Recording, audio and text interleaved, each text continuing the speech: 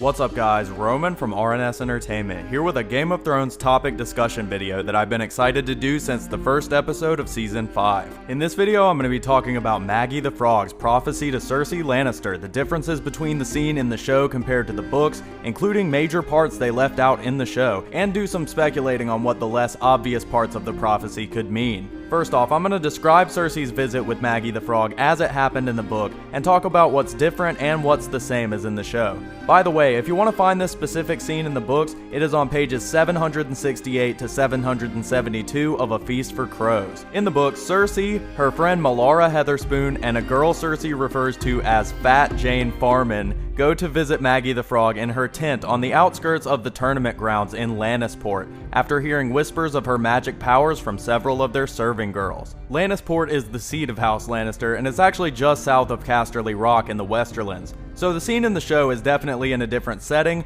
almost in a bog or forest type area, and in a hut instead of a tent. Fat Jane Farman was also cut out of the show, which is understandable seeing as the second Maggy opens her eyes in the books, she flees the tent and never looks back. When Cersei and the girls approach the tent, young Cersei puts up a brave front to suit her status as the daughter of Lord Tywin Lannister, pulling off Maggy's cloak as she sleeps and kicking her bedside, demanding to have their futures told, which when she recalls the scene in a dream, she calls herself a fool to wake a sleeping sorceress. This is another change, as in the show's version, Maggy is woken up when Melara accidentally stumbles into an animal's cage. In the books, Maggy is described as an old woman who was said to have been beautiful once, but, and I quote, age and evil had left their marks on her, and she had become a squat, wart-covered woman with no teeth, fat jowls, yellow eyes, and the foul smell of sickness about her. Definitely a big change here, because in the show, Maggy's kinda hot. When Cersei threatens Maggy and Melara repeatedly begs her to tell their fortune, she drinks blood from both of their thumbs and offers them 3 questions each. For this part, I'm gonna list the 3 questions Cersei asked Maggy in the books, and the responses, and then talk about the differences and some speculation on what they could mean. First off, Cersei asks, "When will I wed the prince?" referring to Rhaegar Targaryen, who Cersei was originally going to be promised to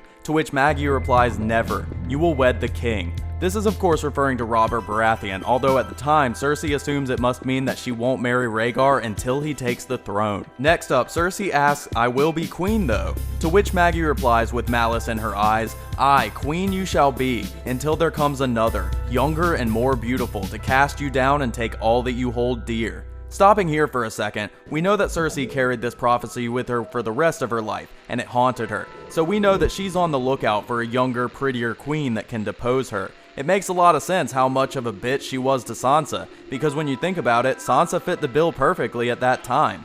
And now we see it with Marjorie in Season 5. Cersei sees this young, beautiful woman has just taken her son's ear and his virginity and has been crowned queen while Cersei's influence fades daily. There's also Daenerys to think about, because if Cersei survives to the point Dany comes back to Westeros, she fits that description as well. Cersei then gets mad and says she'll just have Jaime kill whoever it turns out to be, and asks her third question, "Will the king and I have children?" To which Maggy replies, "Oh aye, 6 and 10 for him, and 3 for you," which leaves Cersei pretty dumbfounded, but was of course referring to Robert's bastards and Cersei's children by Jaime. This was another small change to the show, as Robert's number of bastards increased to 20. At this point, Cersei is done asking questions, but Maggy has more to tell her. "Gold shall be their crowns, and gold their shrouds, and when your tears have drowned you, the Valonqar shall wrap his hands around your pale white throat and choke the life from you." That part, which I'll get to in a second, is a hugely important part of the prophecy that as of now, and the most recent episode at the time this video is Season 5 Episode 3, it was left completely out of the show. But as for the gold crowns and shrouds, this is referring to Cersei's children dying before her. The gold shrouds refer to burial shrouds, and the gold crowns imply that they will all be crowned in some way or another before they die. For Joffrey and Tommen, this has already happened, and Myrcella's kind of up in the air in that regard. Now, the second part about the Valonqar. Valonqar is an ancient Valyrian word meaning little brother, and this could refer to any of several people that we know of. The first and most obvious to me is Jaime, and I personally think he's the one referred to here. They put a great emphasis on him being born seconds after Cersei, clutching her foot on the way out, and it would only be fitting for it to be him. But there's Tyrion to consider, who Cersei has always suspected, showing part of why she treats him like shit. And also Stannis Baratheon as well, who is Robert's younger brother.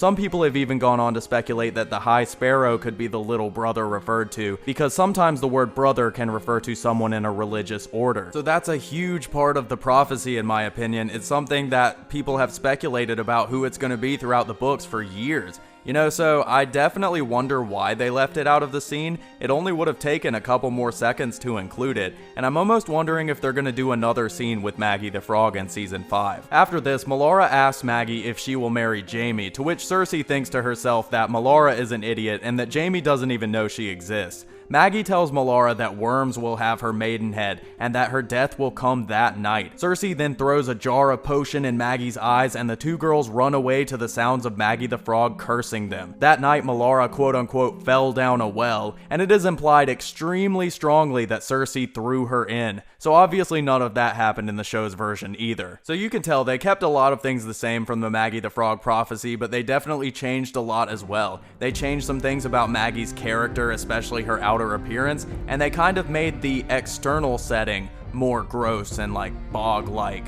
You know, her whole hut seemed very woods witch, whereas she herself was not the disgusting frog-like creature described in the books. The biggest problem I have with what they did in the show wasn't sexing up Maggy the Frog though, it was leaving out the Valonqar part of the prophecy. I always thought that that was a really important part. It definitely shaped Cersei's character throughout the books and defines her relationship with Tyrion. I would also go as far as to say that including Melara's part of the story would have been interesting for show watchers as well. To see young Cersei actually murder her friend like that at that young of an age, I mean, that would have been great for TV viewers. So whether or not they'll revisit Maggy the Frog later on in the season is kind of up in the air. I think it's unlikely, but I would like for them to do it, if only to add back in some of the important parts that they left out of the show. Either way, I hope you found this video entertaining or informative. I hope you learned a little bit more about Maggy the Frog's prophecy in the books. If you're a TV show viewer, this is a defining moment for Cersei's character, a big enough scene that they would start off the 5th season with it. Cersei is a major character in Season 5, as she is in A Feast for Crows, and it's definitely going to be interesting seeing her storyline play out throughout this season. Anyway, that wraps up my topic discussion video for Maggy the Frog's prophecy to Cersei. Hope you guys liked it. If you like this video, make sure to like, comment, share, and subscribe. Check out my channel for a lot more cool stuff. I do all sorts of videos on Game of Thrones, including weekly episode review and recaps, character spotlights, epic history videos, theories, topic discussions, and a lot more. My Season 5 Episode 3 review and recap for Game of Thrones should be out tomorrow, so make sure to check back on the channel for that, and take it easy, guys.